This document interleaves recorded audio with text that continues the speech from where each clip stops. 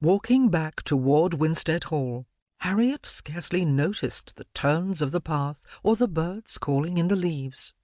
Her mind was full of this fellow Jack. Why had he made such a strong impression on her? She'd met handsomer men, certainly. True, some of them were perfect stocks, about as lively as a statue. Jack was the opposite of that. His zest and vitality drew one's gaze. She'd had to resist watching him, even when he wasn't indulging in a bout of impudent wit, of which he seemed to have a boundless supply. Miss Snoot, indeed. In the privacy of her solitude, Harriet smiled as she walked. He was different from anyone she'd met before, she realized, and that made him memorable. This Jack had a jaunty sense of freedom, as if he might do anything at any moment, whatever he pleased, in fact.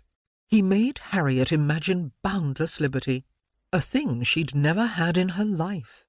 The very idea made her wistful. What would it be like to roam with the wind, to have no obligations? Harriet had lived in a meagre household as a child, become a sometimes despised working pupil at her exclusive girls' school, and then had one whirlwind London season during which she'd never quite found her feet.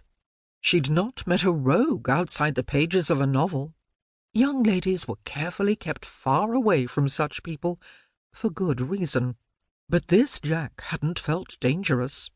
As a poor girl with no social power, Harriet had learned to detect unsavoury intentions. She'd had to fend off an oily dancing master at school, among others, and she'd felt no such threat from Jack.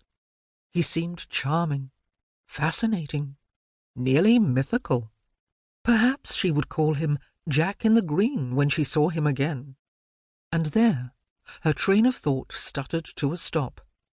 Of course, she wouldn't see him again.